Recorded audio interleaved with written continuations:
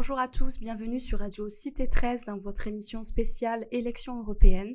Aujourd'hui, on reçoit Mohamed Ben Saada, candidat sur la liste de l'Union populaire pour les prochaines élections européennes du 9 juin.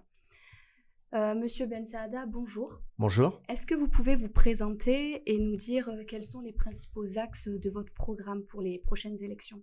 Alors, les axes sont très nombreux pour la présentation. Ce n'est pas l'exercice que je préfère. Mais bon, donc je suis Mohamed Ben Saada. Je suis candidat en 14e position sur la liste d'Union populaire, la France insoumise aux élections européennes 2024. Moi, je me définis comme militant politique et un militant des quartiers populaires, puisque mon engagement, il commence il y a plus d'une vingtaine d'années auprès des associations de quartier, notamment les collectifs qui se mobilisent autour des questions de logement, d'égalité et de lutte antiraciste. Donc mon parcours, il est surtout jalonné par ce genre de proximité avec des quartiers qui ne m'ont pas vu naître parce que je suis né de l'autre côté de la Méditerranée, mais qui m'ont vu grandir en tout cas, et où j'ai encore une grande partie de ma famille, de mes amis et de mes contacts militants. Donc vous êtes engagé sur le plan, en termes de logement, et vous êtes très proche aussi des habitants.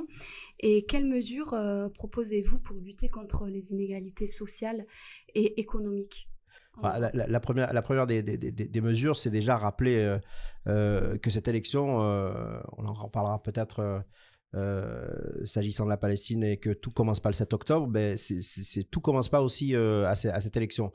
À la précédente mandature, notre tête de liste, Manon Aubry, qui est la plus jeune présidente d'un groupe parlementaire européen, avec le groupe de la France insoumise et de la gauche européenne, on est le seul groupe qui a lutté et qui n'a jamais voté un seul accord de libre-échange. Quand on dit ça, tout de suite, on rentre dans le dur de la campagne, parce que dès qu'on commence à parler d'accords de libre-échange, etc., les gens pensent que c'est extrêmement technique. Mais en réalité, nous, on considère qu'on ne peut pas mettre en place une politique ou une Europe sociale ou une Europe écologique tant qu'on laisse la porte ouverte à la compétition, à la prédation et à la version hardcore du capitalisme, qui est l'ultralibéralisme.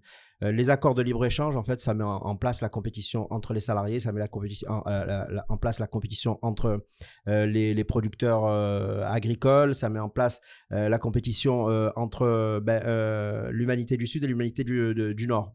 Parce qu'en réalité, si on voulait être dans un système qui était un peu plus cohérent, un peu plus égalitaire, il faudrait militer toutes et tous ensemble, à l'échelon quasiment planétaire, pour qu'il y ait une harmonisation des valeurs vers le haut, et pas un effet de dumping qui est créé justement par ces histoires d'accords de libre-échange. Mais la question de l'égalité, la question, puisque vous m'interpellez sur la question du logement, et pardon, je fais tout de suite une digression, mais tout est lié. C'est qu'en réalité, quand on met en place l'Europe telle qu'on la connaît aujourd'hui, que nous ne soutenons pas. Alors, on n'est pas eurosceptique ou contre l'Union européenne, pas du tout. Par contre, on nous bassine avec des mythes comme celui de l'Europe sociale ou de l'Europe écologique qui n'existent pas. Ce qui existe aujourd'hui, c'est absolument pas l'Europe des peuples, c'est l'Europe des marchés, l'Europe de la finance. Et ça, on peut tout simplement le déterminer assez rapidement, sans rentrer dans des considérations extrêmement compliquées. Mais quand on voit que les seules règles sur lesquelles il y a des effets contraignants, c'est les règles budgétaires. Le fameux pacte de stabilité, les 3% du déficit et 60% de la dette publique, etc. etc. Bon, ça a été décidé dans un coin de table. C'est absolument pas scientifique. Mais ça a pour conséquence de mettre en place des politiques austéritaires qui impactent la vie de tous les habitants, et notamment ceux des quartiers populaires. Parce que vous n'êtes pas sans savoir que depuis pas très très longtemps, M. Bruno Le Maire nous explique qu'on est en faillite, etc. D'ailleurs, c'est un vrai paradoxe, parce que la liste menée par Mme Valérie Hayé, donc de la majorité présidentielle Renaissance, propose un emprunt massif de 1000 milliards d'euros pour lancer l'économie. Moi, je croyais qu'on était en faillite, donc il y a déjà une grosse incohérence. Mais eux, en réalité, M. Le Maire et le gouvernement nous expliquent qu'il va falloir faire des économies, etc. etc. On dit OK, mais alors les économies, on le fait sur le dos de qui? Et c'est toujours les mêmes qui vont casquer, pardon d'être trivial, mais c'est exactement le terme approprié, parce que Quand il s'agit de verser ou de donner des avantages fiscaux aux grandes entreprises, etc., ou du CAC 40, le gouvernement répond toujours présent. Par contre, il répond aussi présent dans le fait qu'il veut faire la guerre au chômage, mais il se trompe, en fait, il fait la guerre aux chômeurs. Vous avez vu qu'il veut diminuer la durée des indemnités, etc., etc. Il y a une espèce de suspicion qui est jetée sur les prestataires du RSA, comme si les gens avaient envie, c'était un but dans la vie, de toucher le RSA. Oui, et de vivre de ça. Et de vivre de ça, moi je le mets au défi de venir vivre. Mais je crois qu'il y a une vraie déconnexion. Et alors, s'agissant du logement, pardon, je sais que je suis un petit peu bavard, mais s'agissant du logement, alors c'est un petit peu déconnecté de la question des Européennes, mais quoique. Moi, je mets en garde mes camarades qui se mobilisent, mes collègues qui se mobilisent sur les questions de logement. Là, à la rentrée, on va avoir encore une nouvelle gifle qu'on va se recevoir, notamment sur le logement social. Hein. Il y a la fameuse loi SRU qui a été revisitée par le gouvernement très récemment par le biais de M. Guillaume Kasbarian.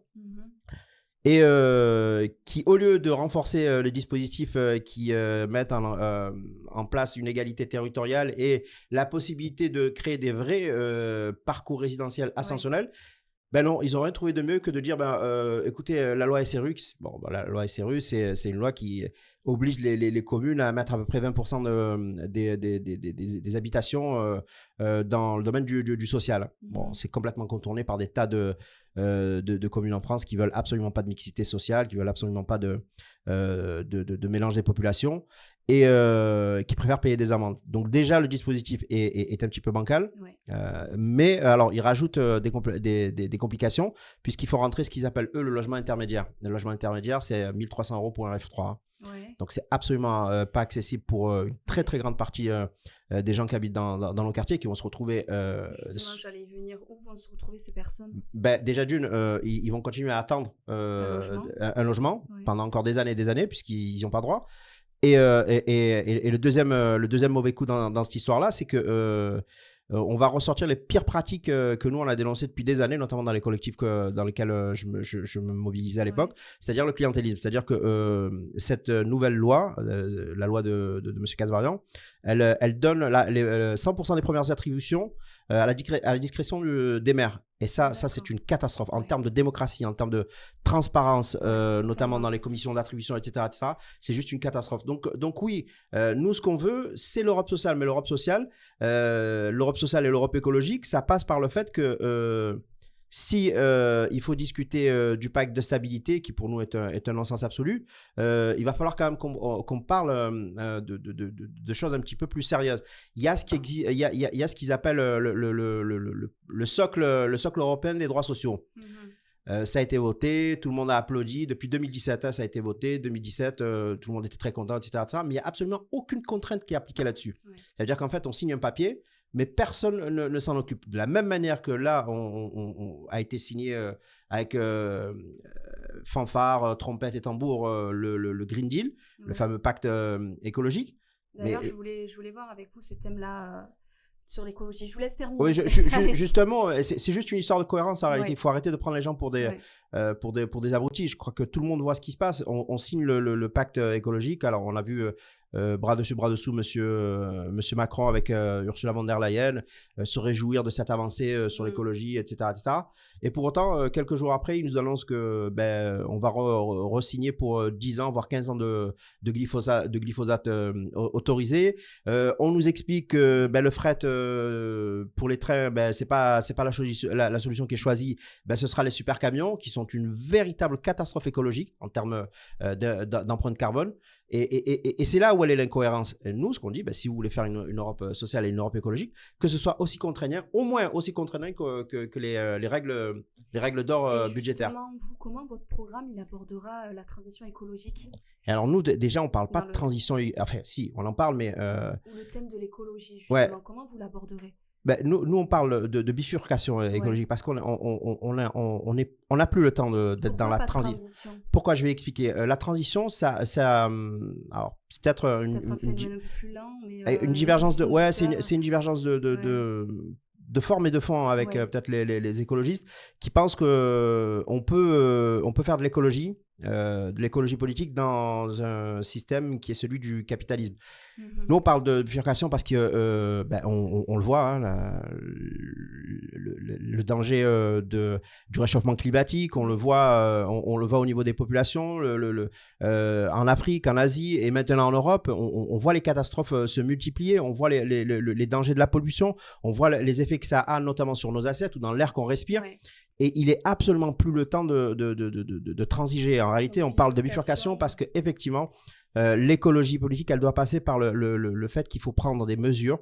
Nous, on est pour un fonds d'investissement qui soit appliqué sur plusieurs mesures. C'est toujours pareil, hein, on n'a pas de solution miracle. Par contre, on sait que quand il y a l'argent, à un moment donné, il faut que tout le monde y contribue et à proportion de ses moyens. Et c'est quelque chose qui est très, très difficile à faire comprendre aux libéraux. Nous, on n'est pas contre les riches, mais on dit aux riches qu'il faut qu'ils payent en proportion autant que les pauvres. Je veux dire, c'est eux qui impactent le plus de par leur activité, de par l'argent qu'ils gagnent et la façon dont ils gagnent cet argent, l'environnement et la société en termes d'empreinte écologique et en termes de droits sociaux.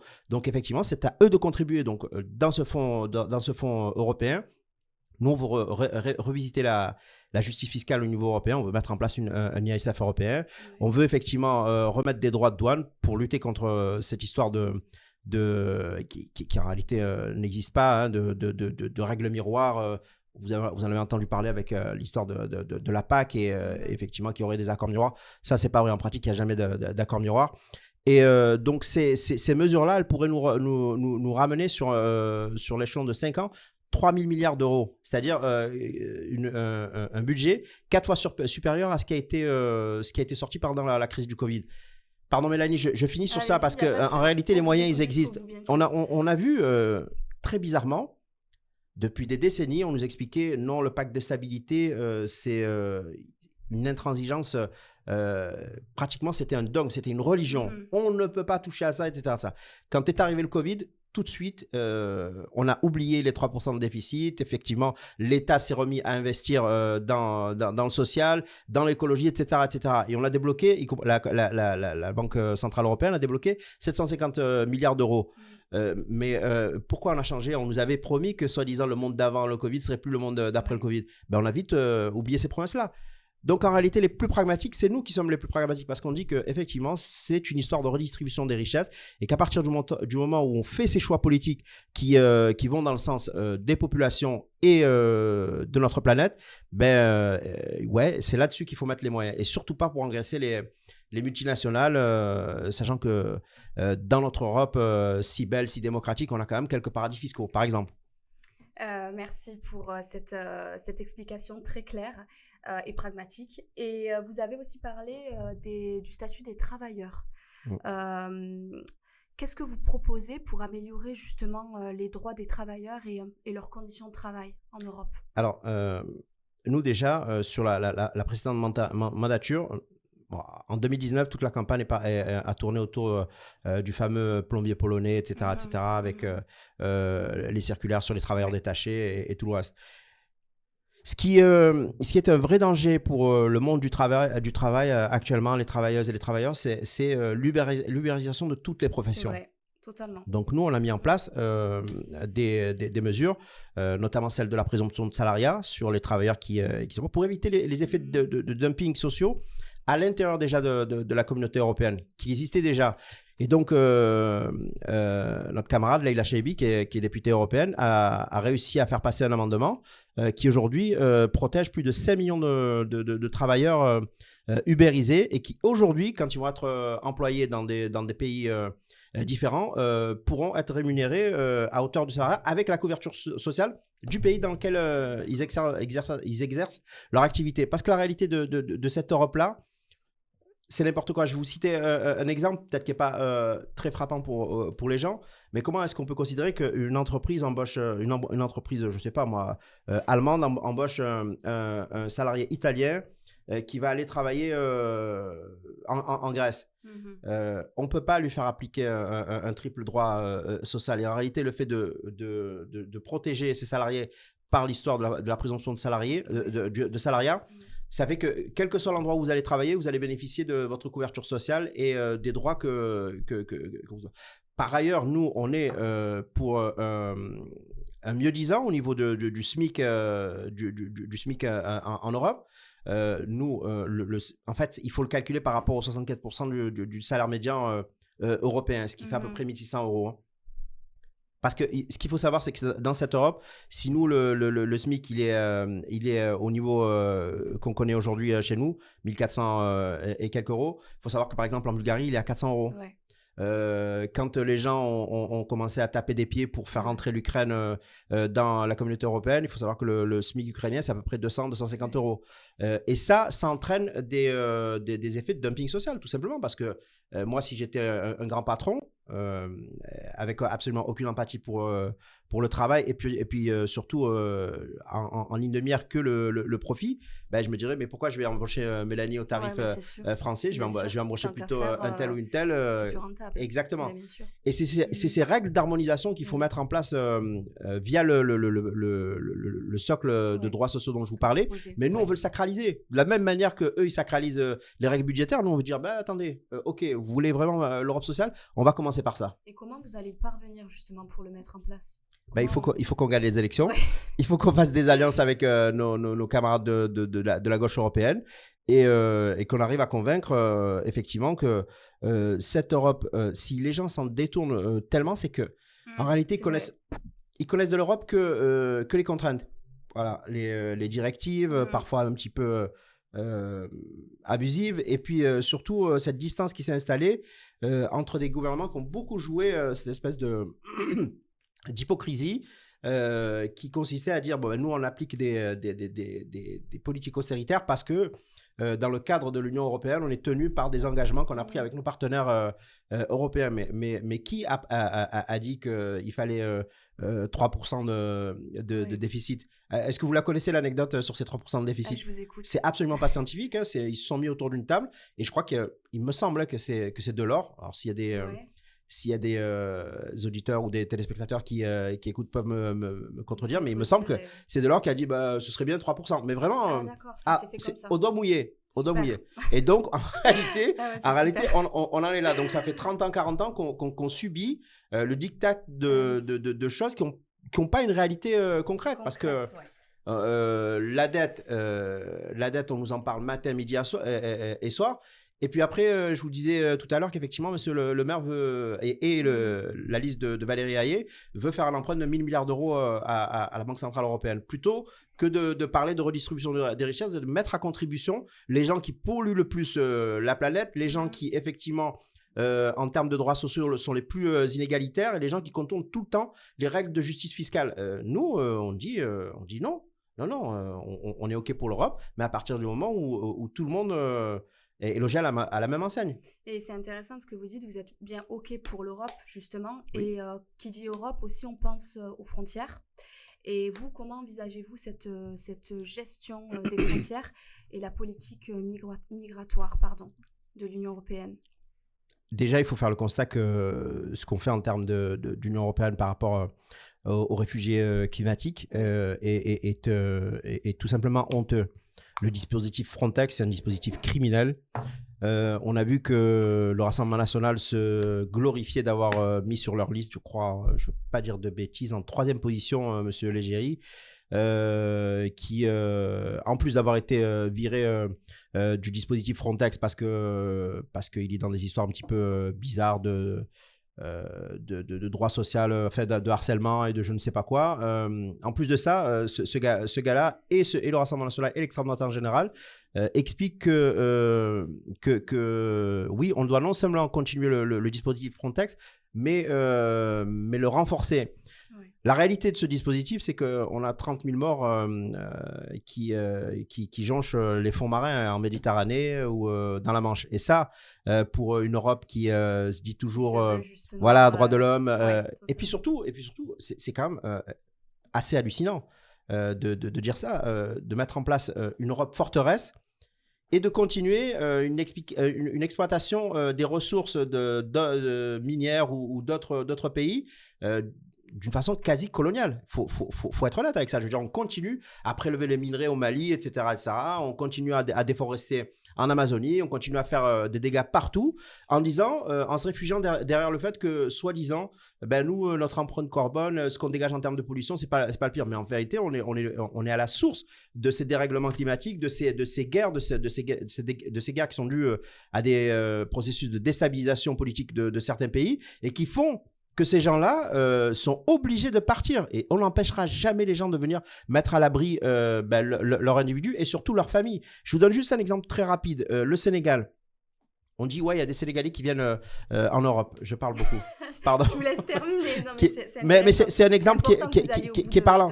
Qui est parlant parce qu'en réalité, on dit, ouais, ok, les Sénégalais ou les Africains viennent en Europe. Alors au Sénégal, la ressource principale de beaucoup de Sénégalais, c'est la pêche. Sauf que les accords de pêche, ils sont tous en faveur des grands pays du Nord. Et du coup, ces gens sont affamés. Et qu'est-ce qu'il leur reste comme solution? Donc, soyons honnêtes avec nous-mêmes. Si on veut arrêter, entre guillemets, le flux migratoire, il va falloir qu'on contribue, nous aussi, à faire en sorte que dans les programmes de collaboration avec les pays du Sud, il y ait des partenariats qui respectent la dignité humaine.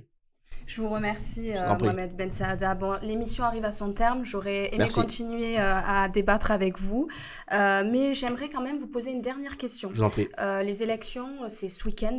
Et si vous deviez vous adresser aux personnes, donc vous pouvez regarder la caméra ici, qui sont un petit peu résignées, qui ne veulent pas aller voter, qu'est-ce que vous leur diriez? Je leur dirais quelque chose de très simple. Le 9 juin, c'est le début du changement. Alors, on connaît les questions. On n'a pas pu avoir le temps d'aborder les questions qui sont au cœur de l'actualité des Européennes. Pas de notre fait, mais parce qu'effectivement, ça interroge notre humanité, ce qui se passe à Gaza, ce qui se passe en Ukraine. Je leur dirais qu'effectivement, le seul match qu'on a perdu d'avance, c'est celui qu'on ne joue pas. Donc, se résigner, s'abstenir, c'est contribuer à la pérennisation d'un système dont on se plaint matin, midi et soir. Et que la seule façon de faire changer ça, c'est d'aller voter avec le bulletin de Manon Aubry, parce qu'effectivement, nous, on est pour une Europe écologique, une Europe sociale, une Europe de la paix, une Europe féministe et une Europe antiraciste. Et quand on sait qu'on a pratiquement 40% pour le bloc de l'extrême droite dans les sondages en France, il est vraiment temps qu'on se réveille. Personne ne nous défendra de l'extrême droite si dans les quartiers populaires et dans les couches populaires, on ne se mobilise pas. Merci encore une fois, Mohamed Ben Saada. Merci à vous. Nous vous remercions de nous avoir écoutés et je vous dis à très vite sur Radio Cité 13.